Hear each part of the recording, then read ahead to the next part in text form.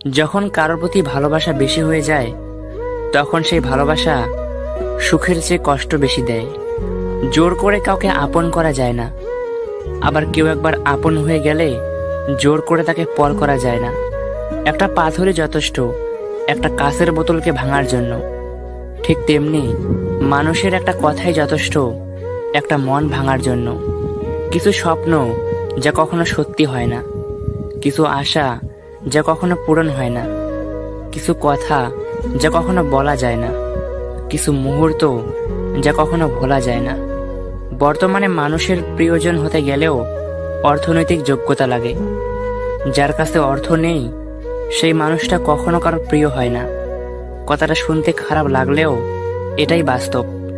আমরা অন্যকে খুশি করতে গিয়ে নিজের ভালো লাগাগুলিকে বিসর্জন দেই, তবুও দিন শেষে তাদের কাছে আমাদের মূল্য শূন্যের কোঠায়। যোগ্যতার চেয়ে বেশি কিছু পেয়ে গেলে মানুষের ব্যবহার পশুর মতো হয়ে যায়। পাশে দাঁড়িয়ে ভরসা দেওয়ার লোক নেই, সামনে দাঁড়িয়ে পথ দেখানোর লোক নেই, কিন্তু পিছনে দাঁড়িয়ে সমালোচনা করার অনেক লোক আছে। ভালোবাসা হলো এমন এক অনুভূতি যা সবার অজান্তেই হয়, কিন্তু যাওয়ার সময় প্রচুর কষ্ট দিয়ে যায়। সেরা জামা পরা ছেলেটারও ভালোবাসতে ইচ্ছে করে, দেখতে সুন্দর না মেয়েটারও একজন কাছের মানুষ পেতে ইচ্ছে করে। কারণ মন তো সবারই আছে, কিন্তু যোগ্যতা আর সৌন্দর্যের বিচারে সেই মন বোঝার ক্ষমতা সবার নেই। অর্থের শূন্যতার চেয়ে প্রিয়জনের শূন্যতা মানুষকে বেশি কাঁদায়। মায়া এমন একটি জিনিস, না দেয় ভালো থাকতে, না দেয় ভুলে থাকতে। নিজের চেয়ে বেশি কাউকে ভালোবাসলে চোখের জল ছাড়া কিছুই পাওয়া যায় না। 3টি উপদেশ। 1. কারো মনের এত গভীরে প্রবেশ করো না, সেখান থেকে সে বের করে দিলে তুমি আশ্রয়হীন হয়ে পড়বে। 2. কারোর সাথে এত বেশি মনের কথা বলো না, সে যখন কথা বলা বন্ধ করে দিবে তখন তুমি বাকরুদ্ধ হয়ে পড়বে। 3.